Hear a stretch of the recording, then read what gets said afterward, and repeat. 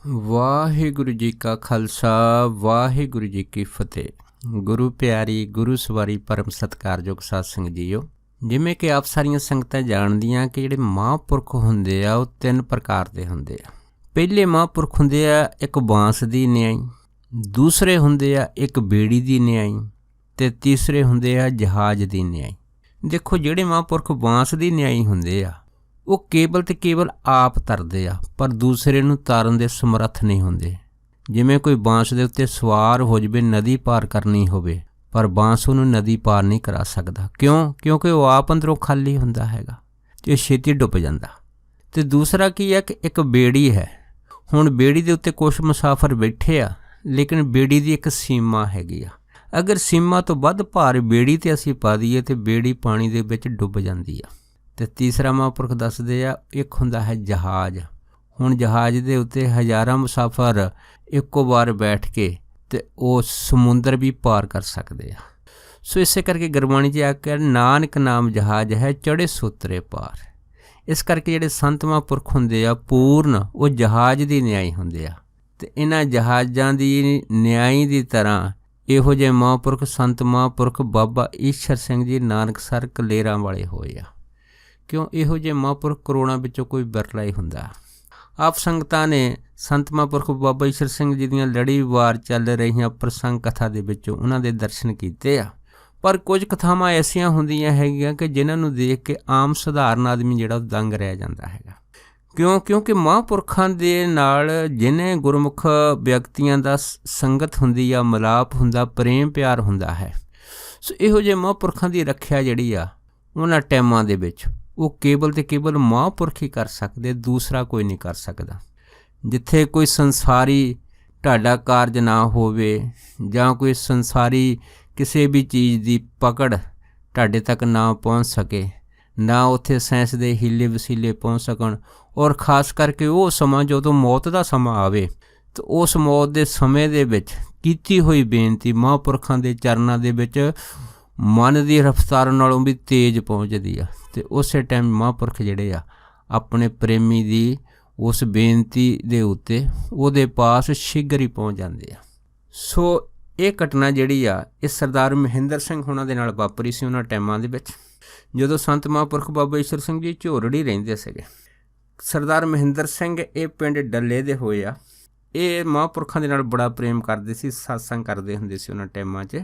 ਅਤੇ ਮਹਿੰਦਰ ਸਿੰਘ ਜਿਹੜੇ ਸੀਗੇ ਇਹ 5 ਭਰਾ ਸੀ। 5 ਭਰਾ ਬੜੇ ਜਵਾਨ ਅਤੇ ਬੜੇ ਸਡੌਲ ਸਰੀਲਾਂ ਦੇ ਸੀਗੇ। ਇਹਨਾਂ ਨੇ ਜਿਹੜਾ ਆਪਣਾ ਘਰ ਮਕਾਨ ਸੀਗਾ ਉਹ ਆਪਣੇ ਖੇਤਾਂ 'ਚ ਬਣਾਇਆ ਹੁੰਦਾ ਸੀ, ਉੱਥੇ ਮਿਹਨਤ ਕਰਦੇ ਹੁੰਦੇ ਸੀ। ਅਤੇ ਹਰੇਕ ਮੱਸਿਆ ਸੰਗਰਾਂਦ ਪੁੰਨਿਆਂ ਦੇ ਉੱਤੇ ਸੰਤ ਬਾਬਾ ਈਸ਼ਰ ਸਿੰਘ ਦੇ ਦਰਸ਼ਨਾਂ 'ਤੇ ਪਹੁੰਚਦੇ ਹੁੰਦੇ ਸੀ ਅਤੇ ਉੱਥੇ ਕੁਛ ਦਿਨ ਰਹਿ ਕੇ ਸੇਵਾ ਕਰਦੇ ਹੁੰਦੇ ਸੀ। ਤਾਂ ਮਹਾਂਪੁਰਖ ਦੀਆਂ ਖੁਸ਼ੀਆਂ ਪ੍ਰਾਪਤ ਕਰਕੇ ਫਿਰ ਇਹ ਵਾਪਸ ਜਾਂਦੇ ਹੁੰਦੇ ਸੀ। ਇਸ ਕਰਕੇ ਬਾਬਾ ਈਸ਼ਰ ਸਿੰਘ ਹੋਣਾ ਦੀ ਪ੍ਰਸੰਨਤਾ ਇਹਨਾਂ ਦੇ ਉੱਤੇ ਬਹੁਤ ਜ਼ਿਆਦਾ ਸੀ ਉਹਨਾਂ ਟਾਈਮਾਂ 'ਚ। ਇੱਕ ਵਾਰ ਸਰਦਾਰ ਮਹਿੰਦਰ ਸਿੰਘ ਦੱਸਦੇ ਸੀਗੇ ਕਿ ਇੱਕ ਵਾਰ ਅੱਧੀ ਰਾਤ ਦਾ ਟਾਈਮ ਸੀਗਾ ਅਤੇ ਕਹਿੰਦੇ ਵੀ ਉਸ ਅੱਧੀ ਰਾਤ ਦੇ ਟਾਈਮ ਦੇ ਸਮੇਂ ਜਦੋਂ ਮੈਂ ਆਪਣੇ ਘਰ 'ਚ ਸੁੱਤਾ ਪਿਆ ਸੀ, ਮੈਂ ਕਹਿੰਦੇ ਵੀ ਇੱਕ ਬਹੁਤ ਹੀ ਭਿਆਨਕ ਆਕਿਰਤੀ ਦੇਖੀ। ਕੀ ਦੇਖਿਆ ਕਿ ਇੱਕ ਬਹੁਤ ਹੀ ਭਿਆਨਕ ਸ਼ਕਲ ਵਾਲੀ ਕਾਲੇ ਰੰਗ ਦਾ ਇੱਕ ਦੈਂਤ ਮੇਰੇ ਕਮਰੇ 'ਚ ਹਾਜ਼ਰ ਹੋਇਆ। ਜਦੋਂ ਕਹਿੰਦੇ ਉਹ ਮੇਰੇ ਕਮਰੇ ਵਿੱਚ ਆਇਆ ਅਤੇ ਮੈਂ ਕੀ ਦੇਖਿਆ ਕਿ ਉਸ ਦੈਂਤ ਦੇ ਸਿਰ ਦੇ ਉੱਤੇ ਵੀ ਸਿੰਗ ਹੈ ਅਤੇ ਉਹਦੇ ਜਿਹੜੇ ਦੰਦ ਉਹ ਬਹੁਤ ਵੱਡੇ ਵੱਡੇ ਆ, ਅਤੇ ਉਹਦੇ ਜਿਹੜੇ ਹੱਥਾਂ ਦੇ ਨਾਖਣ ਆ ਉਹ ਵੀ ਬੜੇ ਲੰਬੇ ਆ, ਅਤੇ ਅੱਖਾਂ ਉਸ ਦੈਂਤ ਦੀਆਂ ਇਸ ਤਰ੍ਹਾਂ ਹੈਗੀਆਂ ਜਿਵੇਂ ਦੀਵੇ ਜਗਦੇ ਹੁੰਦੇ ਆ। ਸ਼ੇਰ ਸਰਦਾਰ ਮਹਿੰਦਰ ਸਿੰਘ ਦੱਸਦੇ ਸੀਗੇ ਕਿ ਉਹਦੀ ਜਿਹੜੀ ਪੈਛੜ ਸੀ ਜਿਹਦੇ ਨਾਲ ਆਉਂਦਾ ਸੀਗਾ ਉਹ ਇਸ ਤਰ੍ਹਾਂ ਸੀਗੀ ਜਿਵੇਂ ਬੜੀ ਭਿਆਨਕ ਆਵਾਜ਼ ਪੈਦਾ ਕਰ ਰਹੀ ਸੀ। ਅਤੇ ਕਹਿੰਦੇ ਵੀ ਉਹਦਾ ਇਹ ਸ਼ਕਲ ਦੇਖ ਕੇ ਸਰਦਾਰ ਮਹਿੰਦਰ ਸਿੰਘ ਜੀ ਦੱਸਦੇ ਆ ਕਿ ਮੈਂ ਪੂਰੀ ਤਰ੍ਹਾਂ ਡਰ ਗਿਆ। ਜਦੋਂ ਪੂਰੀ ਤਰ੍ਹਾਂ ਡਰ ਗਿਆ ਤਾਂ ਮੈਨੂੰ ਇਹ ਪ੍ਰਤੀਤ ਹੋਣ ਲੱਗਾ ਵੀ ਇਹ ਜਿਹੜਾ ਦੈਂਤ ਆ ਨਾ ਇਹ ਤਾਂ ਮੈਨੂੰ ਨਿਗਲ ਹੀ ਲਊਗਾ ਜੀਂਦੇ ਨੂੰ। ਕਹਿੰਦੇ ਮੈਂ ਅਜੇ ਸੋਚ ਹੀ ਰਿਹਾ ਸੀ ਤਾਂ ਸਰੀਰ ਮੇਰਾ ਕੰਬ ਰਿਹਾ ਸੀ।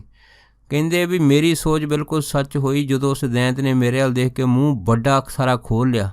ਜਿਉਂ ਹੀ ਮੂੰਹ ਵੱਡਾ ਖੋਲ੍ਹਿਆ ਅਤੇ ਮੈਨੂੰ ਨਿਗਲਣ ਲੱਗਾ। ਕਹਿੰਦੇ ਸਰਦਾਰ ਮਹਿੰਦਰ ਸਿੰਘ ਜੀ ਕਹਿਣ ਲੱਗੇ ਕਿ ਮੈਂ ਉਸੇ ਟਾਈਮ ਸੰਤ ਮਹਾਂਪੁਰਖ ਬਾਬਾ ਈਸ਼ਰ ਸਿੰਘ ਹੋਣਾ ਦੇ ਚਰਨਾਂ 'ਚ ਬੇਨਤੀ ਕੀਤੀ ਵੀ ਕਿਰਪਾ ਕਰੋ ਮੈਨੂੰ ਬਚਾਓ, ਮੈਨੂੰ ਬਚਾਓ, ਮੈਨੂੰ ਬਚਾ ਲਓ। ਕਹਿੰਦੇ ਜਦੋਂ ਮੈਂ ਬਚਾਓ ਕਿਹਾ ਅਤੇ ਮੈਂ ਕੀ ਦੇਖਿਆ ਕਿ ਉਸੇ ਟਾਈਮ ਜਦ ਇਹ ਬਚਾਓ ਕਿਹਾ, ਇਸ ਬਚਾਓ ਦੇ ਵਿੱਚ ਮੇਰੀ ਲੇਰ ਨਿਕਲੀ, ਮੇਰੀ ਚੀਕ ਨਿਕਲੀ, ਚੀਕ ਦੇ ਨਾਲ ਮੇਰੀ ਅੱਖ ਖੁੱਲ੍ਹ ਗਈ।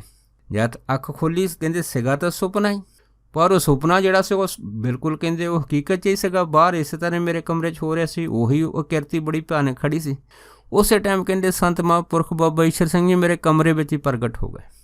ਜਦ ਬੇਨਤੀ ਕਰਨ 'ਤੇ ਪ੍ਰਗਟ ਹੋਏ, ਹੱਥ ਵਿੱਚ ਸੰਤ ਮਹਾਂਪੁਰਖ ਬਾਬਾ ਈਸ਼ਰ ਸਿੰਘ ਦੇ ਸਫਾ ਜੰਗ ਸੀਗਾ, ਅਤੇ ਕਹਿੰਦੇ ਉਹ ਦੈਂਤ ਨੇ ਬੜਾ ਵੱਡਾ ਮੂੰਹ ਅੱਡਿਆ ਸੀਗਾ ਅਤੇ ਮੇਰੇ ਕੋਲ ਜਾ ਰਿਹਾ ਸੀ। ਜਾਨੂੰ ਮਹਾਂਪੁਰਖ ਬਾਬਾ ਈਸ਼ਰ ਸਿੰਘ ਨੇ ਆਪਣਾ ਸਫਾ ਜੰਗ ਉਸ ਦੈਂਤ ਦੇ ਸਿਰ ਦੇ ਵਿੱਚ ਮਾਰਿਆ ਬੜੇ ਜ਼ੋਰ ਨਾਲ। ਜਿਉਂ ਹੀ ਮਾਰਿਆ ਕਹਿੰਦੇ ਜੰਮ ਜਿਹੜਾ ਸੀ ਨਾ ਉਹ ਗੱਛ ਖੜ ਕੇ ਪਿੱਛੇ ਨੂੰ ਡਿੱਗਿਆ ਅਤੇ ਬੇਹੋਸ਼ ਹੋ ਗਿਆ। ਤਿਉਂ ਪ੍ਰਤੀਤ ਹੋਇਆ ਜਿਵੇਂ ਉਹਦੀ ਮੌਤ ਹੋ ਗਈ ਹੁੰਦੀ ਹੈ। ਜਦੋਂ ਕਹਿੰਦੇ ਵੀ ਇਹ ਖੇਡ ਮਹਿੰਦਰ ਸਿੰਘ ਜੀ ਕਹਿੰਦੇ ਮੇਰੇ ਕਮਰੇ 'ਚ ਹੋਈ, ਅਤੇ ਉਸ ਟਾਈਮ ਤਾਂ ਕਹਿੰਦੇ ਮੈਨੂੰ ਸਮਝ ਨਹੀਂ ਆਈ, ਪਰ ਆਪਣੀ ਜਾਨ ਬਚਦੀ ਹੋਈ ਦੇਖ ਕੇ ਮੈਂ ਯਕਦਮ ਸੰਤ ਮਹਾਂਪੁਰਖ ਬਾਬਾ ਈਸ਼ਰ ਸਿੰਘ ਦੇ ਚਰਨਾਂ ਨੂੰ ਕਹਿੰਦੇ ਚੁੰਬੜ ਗਿਆ।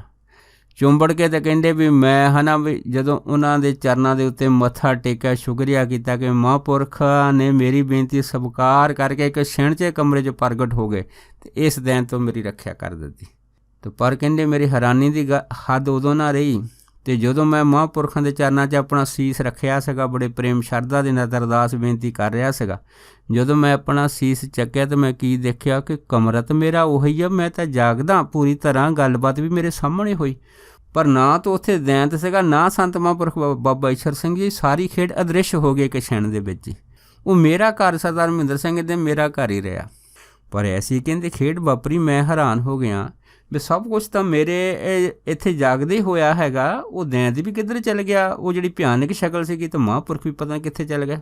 ਪਰ ਫਿਰ ਸਰਦਾਰ ਮਹਿੰਦਰ ਸਿੰਘ ਕਹਿੰਦੇ ਮੈਨੂੰ ਸਮਝ ਆ ਗਈ ਕਿ ਇਹ ਮਹਾਂਪੁਰਖਾਂ ਦੀ ਆਪਣੀ ਸ਼ਕਤੀ ਦਾ ਕਮਾਲ ਹੈ ਕਿ ਇੱਕ ਛਿਣ 'ਚ ਪ੍ਰਗਟ ਹੋ ਕੇ ਉਹਨਾਂ ਨੇ ਮੇਰੀ ਇਸ ਭਿਆਨਕ ਦੈਂਤ ਤੋਂ ਰੱਖਿਆ ਕੀਤੀ।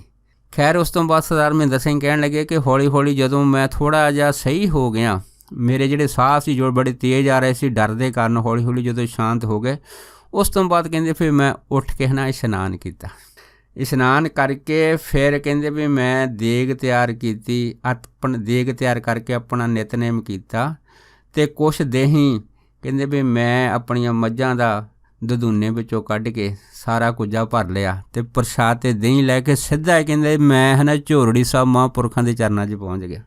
ਜਦ ਝੋਰੜੀ ਸਾਹਿਬ ਮਹਾਂਪੁਰਖਾਂ ਦੇ ਚਰਨਾਂ 'ਚ ਪਹੁੰਚ ਗਿਆ, ਸੇਵਾਦਾਰਾਂ ਨੂੰ ਅੱਗੇ ਬੇਨਤੀ ਕੀਤੀ।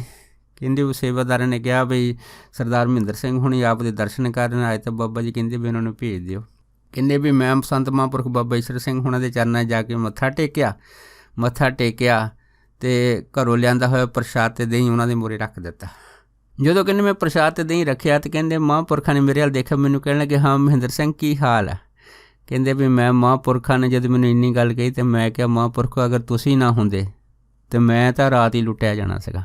ਬਾਬਾ ਜੀ ਕਹਿੰਦੇ ਹੱਸ ਕੇ ਕਹਿੰਦੇ ਰਾਤ ਤੇਰੇ ਨਾਲ ਕੀ ਹੋਇਆ। ਕਹਿੰਦੇ ਮੈਂ ਸਾਰਾ ਵਰਤਾਨ ਦੱਸ ਦਿੱਤਾ, ਸਾਰੀ ਗੱਲਬਾਤ, ਅਤੇ ਇਹ ਵੀ ਦੱਸਿਆ ਮਹਾਂਪੁਰਖ ਆਪ ਅੰਤਰਜਾਮੀ ਆ, ਪਰ ਕਹਿੰਦੇ ਮੈਂ ਮੁੱਖੋਂ ਸਾਰਾ ਕੁਛ ਦੱਸ ਦਿੱਤਾ ਕਿ ਜਦੋਂ ਮੈਂ ਸੁੱਤਾ ਸੀ ਮੈਨੂੰ ਸੁਪਨਾ ਆਇਆ। ਸੁਪਨੇ 'ਚ ਪਹਿਲਾਂ ਮੈਂ ਉਹ ਜਿਹੜਾ ਭਿਆਨਕ ਕਿਰਤੀ ਦੈਂਤ ਸੀਗਾ, ਜਮਦੂਤ ਸੀ, ਉਹ ਮੈਂ ਦੇਖਿਆ। ਉਸ ਤੋਂ ਬਾਅਦ ਫਿਰ ਕਹਿੰਦੇ ਮੇਰੀ ਚੀਕ ਨਿਕਲ ਗਈ, ਮੇਰੀ ਜਾਗ ਖੁੱਲ੍ਹੀ, ਮੈਂ ਕੀ ਦੇਖਿਆ ਉਹ ਵਾਕਿਆ ਹਕੀਕਤ ਦੇ ਵਿੱਚ ਮੇਰੇ ਕਮਰੇ 'ਚ ਖੜ੍ਹਾ ਹੈਗਾ। ਉਸ ਤੋਂ ਬਾਅਦ ਮੈਂ ਆਪਣੇ ਬਚਾਓ ਵਾਸਤੇ ਆਪ ਜੀ ਨੂੰ ਬੇਨਤੀ ਕੀਤੀ, ਆਪ ਨੇ ਪ੍ਰਗਟ ਹੋ ਕੇ ਉਸ ਦੈਂਤ ਦੇ ਸਿਰ 'ਤੇ ਸਫਾ ਜੰਗ ਮਾਰਿਆ ਅਤੇ ਉਸ ਨੂੰ ਬੇਹੋਸ਼ ਕਰਕੇ ਉਸ ਨੂੰ ਮਾਰ ਕੇ ਤੁਸੀਂ ਆਪ ਵੀ ਪਤਾ ਨਹੀਂ ਦ੍ਰਿਸ਼ ਹੋ ਗਏ, ਅਤੇ ਉਹ ਦੈਂਤ ਵੀ ਉੱਥੇ ਹੈ ਨਹੀਂ ਗਾ। ਇਹ ਸਾਰੀ ਘਟਨਾ ਜਿਹੜੀ ਮੇਰੇ ਨਾਲ ਹੋਈ ਮੈਨੂੰ ਸਮਝ ਨਹੀਂ ਆਉਂਦੀ ਵੀ ਇਹ ਮੇਰੇ ਨਾਲ ਕੀ ਹੋ ਗਿਆ ਹੈਗਾ। ਜਦ ਇੰਨੀ ਗੱਲ ਹੋਈ ਅਤੇ ਫਿਰ ਬਾਬਾ ਈਸ਼ਰ ਸਿੰਘ ਜੀ ਮਹਿੰਦਰ ਸਿੰਘ ਨੂੰ ਕਹਿਣ ਲੱਗੇ, ਕਹਿੰਦੇ ਬਈ ਡੱਲਿਆ ਤੈਨੂੰ ਗੱਲ ਦੱਸਦੇ ਹਾਂ, ਅੱਜ ਤੇਰੀ ਰਾਤ ਨੂੰ ਮੌਤ ਯਕੀਨਨ ਸੀਗੀ, ਅੱਜ ਤੈਂ ਮਰ ਜਾਣਾ ਸੀਗਾ, ਕਿਉਂਕਿ ਇਹ ਜਿਹੜਾ ਦੈਂਤ ਬੜੀ ਭਿਆਨਕ ਕਿਰਤੀ ਸੀਗੀ ਤੈਨੂੰ ਲੈਣ ਆਇਆ ਸੀਗਾ, ਪਰ ਤੈਂ ਬਾਬਾ ਨਾਨਸੂ ਹੋਣਾ ਦੇ ਟਾਈਮਾਂ ਤੋਂ ਲੈ ਕੇ ਹੁਣ ਤੱਕ ਸਾਰੀ ਸੰਗਤ ਦੀ ਬੜੇ ਪ੍ਰੇਮ ਨਾਲ ਸੇਵਾ ਕੀਤੀ ਆ। ਇਸ ਕਰਕੇ ਭਾਈ ਵੀ ਤੇਰੀ ਬੇਨਤੀ ਦੇ ਕਾਰਨ ਸਾਨੂੰ ਉੱਥੇ ਹਾਜ਼ਰ ਹੋਣਾ ਪਿਆ ਹੈਗਾ, ਅਤੇ ਇਸ ਕਰਕੇ ਤੇਰੀ ਰੱਖਿਆ ਹੋਈ ਆ। ਪਰ ਕਹਿੰਦੇ ਵੀ ਸਾਨੂੰ ਵਾਹਿਗੁਰੂ ਦੀ ਪ੍ਰੇਰਨਾ ਦੇ ਸਦਕੇ ਇਹ ਵੀ ਹੁਕਮ ਹੋਇਆ ਹੈਗਾ ਕਿ ਜਦੋਂ ਅਸੀਂ ਤੇਰੀ ਰੱਖਿਆ ਕੀਤੀ ਆ, ਤੇਰੀ ਮੌਤ ਯਕੀਨਨ ਸੀਗੀ ਸਮੇਂ ਦੇ ਹਿਸਾਬ ਦੇ ਨਾਲ, ਪਰ ਹੁਣ ਤੇਰੀ ਜਿਹੜੀ ਉਮਰ ਆ ਹੁਣ 12 ਸਾਲ ਹੋਰ ਵੱਧ ਗਈ ਆ। ਹੁਣ ਜਿਹੜਾ ਸਰੀਰ ਤੂੰ ਰਾਤ ਛੱਡਣਾ ਸੀਗਾ ਹੁਣ 12 ਸਾਲ ਹੋਰ ਜੀ ਕੇ ਛੱਡੂਗਾ। ਜਦ ਇਹ ਗੱਲ ਹੋਈ ਤਾਂ ਮਹਿੰਦਰ ਸਿੰਘ ਜੀ ਬੜੇ ਹੈਰਾਨ ਹੋਏ, ਅਤੇ 12 ਸਾਲ ਦਾ ਜੀਵਨ ਦਾਨ ਸੰਤ ਮਹਾਂਪੁਰਖ ਬਾਬਾ ਈਸ਼ਰ ਸਿੰਘ ਹੁਣਾਂ ਨੇ ਦੇਖੋ ਕਿਵੇਂ ਸਰਦਾਰ ਮਹਿੰਦਰ ਸਿੰਘ ਹੁਣਾਂ ਨੂੰ ਦਿੱਤਾ। ਸੋ ਜਦ ਇਹ 12 ਸਾਲ ਦਾ ਜੀਵਨ ਹੋਰ ਮਿਲਿਆ, ਫਿਰ ਸਰਦਾਰ ਮਹਿੰਦਰ ਸਿੰਘ ਦੀ ਖੁਸ਼ੀ ਦੀ ਕੋਈ ਹੱਦ ਨਾ ਰਹੀ, ਅਤੇ ਫਿਰ ਉਹਨਾਂ ਨੂੰ ਇੰਨਾ ਖੁਸ਼ ਦੇਖਦੇ ਫਿਰ ਬਾਬਾ ਈਸ਼ਰ ਸਿੰਘ ਨੇ ਮਹਿੰਦਰ ਸਿੰਘ ਨੂੰ ਆਖਿਆ, ਕਹਿੰਦੇ ਮਹਿੰਦਰ ਸਿੰਘ ਇਹ ਗੱਲ ਹੁਣ ਤੂੰ ਇੱਥੇ ਹੀ ਦੱਬ ਲਾ, ਇਹਦਾ ਬਾਹਰ ਰੌਲਾ ਨਾ ਪਾਈ। ਜਦ ਇੰਨੀ ਗੱਲ ਹੋਈ ਤਾਂ ਫਿਰ ਮਹਿੰਦਰ ਸਿੰਘ ਕਹਿਣ ਲੱਗਾ, ਕਹਿੰਦਾ ਮਹਾਂਪੁਰਖੋ ਮੈਂ ਤਾਂ ਇਹਦਾ ਰੌਲਾ ਬਾਹਰ ਪਾਊਂਗਾ, ਮੈਂ ਤਾਂ ਸਾਰੇ ਲੋਕਾਂ ਨੂੰ ਦੱਸੂ ਜਾ ਕੇ ਕਿ ਕਿਵੇਂ ਮਹਾਂਪੁਰਖਾਂ ਨੇ ਮੇਰੀ ਰੱਖਿਆ ਕੀਤੀ ਹੈਗੀ। ਜਦ ਇੰਨੀ ਗੱਲ ਹੋਈ ਤਾਂ ਫਿਰ ਬਾਬਾ ਈਸ਼ਰ ਸਿੰਘ ਮਹਿੰਦਰ ਸਿੰਘ ਨੂੰ ਕਹਿਣ ਲੱਗੇ, ਕਹਿੰਦੇ ਅਗਰ ਤੂੰ ਬਾਹਰ ਇਹ ਗੱਲ ਖੋਲੂੰਗਾ ਅਤੇ ਫਿਰ ਜਿਹੜੀਆਂ ਬਾਹਰ ਦੀਆਂ ਸੰਗਤਾਂ ਹੈਗੀਆਂ ਜਾਂ ਦੂਸਰੇ ਲੋਕ ਆ ਉਹ ਸਾਨੂੰ ਆਪਣਾ ਪਹਿਰੇਦਾਰ ਸਮਝਣਗੇ, ਪਹਿਰੇਦਾਰ ਸਮਝ ਕੇ ਉਹਨਾਂ ਦੀਆਂ ਤਾਂ ਭੀੜਾਂ ਸਾਡੇ ਕੋਲ ਜਮ੍ਹਾਂ ਹੋ ਜਾਣਗੀਆਂ, ਇਸ ਕਰਕੇ ਤੂੰ ਇਹ ਕੰਮ ਨਾ ਕਰ। ਜਦ ਇੰਨੀ ਗੱਲ ਹੋਈ ਪਰ ਮਹਿੰਦਰ ਸਿੰਘ ਕਹਿੰਦੇ ਸੀ ਸਾਡੇ ਕੋਲ ਰਹਿ ਨਾ ਗਿਆ। ਅਸੀਂ ਬਾਬਾ ਜੀ ਨੂੰ ਕਹਿਤਾ, ਅਸੀਂ ਕਹਿਤਾ ਮਹਾਂਪੁਰਖੋ ਦੇਖੋ ਇੱਕ ਕੁੱਕਰ ਵਾ, ਮਾਲਕ ਆਪਣੇ ਕੁੱਕਰ ਨੂੰ ਇੱਕ ਅੱਧੀ ਰੋਟੀ ਪਾਉਂਦਾ ਅਤੇ ਉਹ ਜਿਹੜਾ ਕੁੱਤਾ ਹੈਗਾ ਸਾਰੀ ਰਾਤ ਉਹਦੀ ਪਹਿਰੇਦਾਰੀ ਦੇ ਵਿੱਚ ਭੌਂਕਦਾ ਰਹਿੰਦਾ ਹੈ। ਅਤੇ ਤੁਸੀਂ ਤਾਂ ਸਾਨੂੰ ਜ਼ਿੰਦਗੀ ਦੇ 36 ਪ੍ਰਕਾਰ ਦੇ ਭੋਜਨ ਦਿੱਤੇ, ਸਾਰੇ ਸੁੱਖ ਦਿੱਤੇ ਆ, ਅਤੇ ਅਸੀਂ ਤੁਹਾਡੇ ਕੁੱਕਰ ਦੇ ਨੇ ਆਈ ਆ, ਅਤੇ ਜੇ ਕੋਈ ਕੁੱਕਰ ਰੋਟੀ ਖਾ ਕੇ ਭੌਂਕਦਾ ਤੁਸੀਂ ਸਾਰੇ ਸੁੱਖ ਦਿੱਤੇ ਤਾਂ ਅਸੀਂ ਕਾਹਨੂੰ ਚੁੱਪ ਰਹੀਏ, ਅਸੀਂ ਤਾਂ ਇਹ ਗੱਲ ਪੂਰੇ ਸੰਸਾਰ 'ਚ ਦੱਸਾਂਗੇ। ਜਦ ਇੰਨੀ ਗੱਲ ਹੋਈ ਤਾਂ ਬਾਬਾ ਈਸ਼ਰ ਸਿੰਘ ਜੀ ਮੁਸਕਰਾ ਕੇ ਮਹਿੰਦਰ ਸਿੰਘ ਨੂੰ ਕਹਿਣ ਲੱਗੇ, ਕਹਿੰਦੇ ਮਹਿੰਦਰ ਸਿੰਘ ਆ ਬਈ ਤੂੰ ਗੱਲਾਂ ਬਾਤਾਂ ਬਹੁਤ ਕਰਦਾ, ਇੰਨੇ ਸਵਾਲ ਜਵਾਬ ਨਹੀਂ ਕਰੀਦੇ ਹੁੰਦੇ। ਪਰ ਫਿਰ ਮਹਿੰਦਰ ਸਿੰਘ ਕਹਿਣ ਲੱਗੇ, ਕਹਿੰਦੇ ਮਹਾਂਪੁਰਖੋ ਗਲਤੀ ਹੋ ਗਈ ਆ।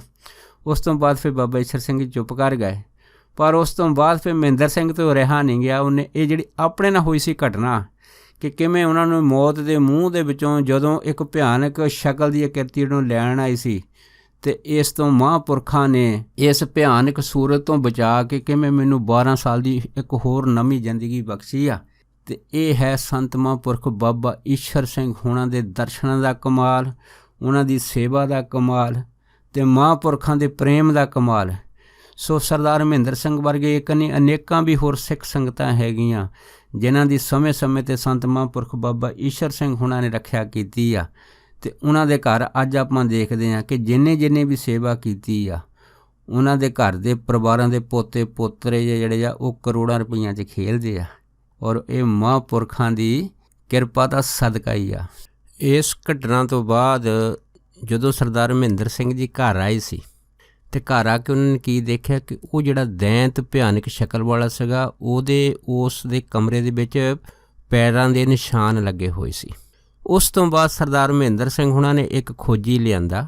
ਉਸ ਖੋਜੀ ਨੇ ਜਦ ਉਹ ਪੈਰ ਦੇ ਨਿਸ਼ਾਨ ਦੇਖੇ ਸੀ ਸਰਦਾਰ ਮਹਿੰਦਰ ਸਿੰਘ ਦੇ ਕਮਰੇ 'ਚ, ਅਤੇ ਖੋਜੀ ਦੇਖ ਕੇ ਹੈਰਾਨ ਰਹਿ ਗਿਆ ਸੀਗਾ, ਕਿਉਂਕਿ ਇਹੋ ਜਿਹੇ ਨਿਸ਼ਾਨ ਕਿਸੇ ਜਾਨਵਰ ਦੇ ਜਾਂ ਕਿਸੇ ਆਦਮੀ ਦੇ ਨਹੀਂ, ਇਹ ਕਿਸੇ ਬਹੁਤ ਭਿਆਨਕ ਇੱਕ ਸ਼ਕਲ ਜਾਂ ਆਕ੍ਰਿਤੀ ਦੇ ਸੀਗੇ, ਜਿਸ ਨੂੰ ਅਸੀਂ ਜਮਦੂਤ ਕਹਿ ਲਓ, ਦੈਂਤ ਕਹਿ ਲਓ। ਅਤੇ ਇਸ ਤੋਂ ਹੀ ਬਾਬਾ ਈਸ਼ਰ ਸਿੰਘ ਹੁਣਾਂ ਨੇ ਸਰਦਾਰ ਮਹਿੰਦਰ ਸਿੰਘ ਦੀ ਰੱਖਿਆ ਕੀਤੀ ਸੀ। ਸੋ ਦਾਸ ਇੰਨੇ ਹੀ ਬਚਨ ਕਰਦਾ ਹੋਇਆ ਖਿਮਾ ਦਾ ਜਾਚਕੋ ਜੀ, ਹੋਈਆਂ ਬੇਅੰਤ ਭੁੱਲਾਂ ਚੁੱਕਾਂ ਦੀ ਖਿਮਾ ਬਖਸ਼ਣੀ। ਸੋ ਫਤਿਹ ਬੁਲਾਓ। ਵਾਹਿਗੁਰੂ ਜੀ ਕਾ ਖਾਲਸਾ, ਵਾਹਿਗੁਰੂ ਜੀ ਕੀ ਫਤਿਹ।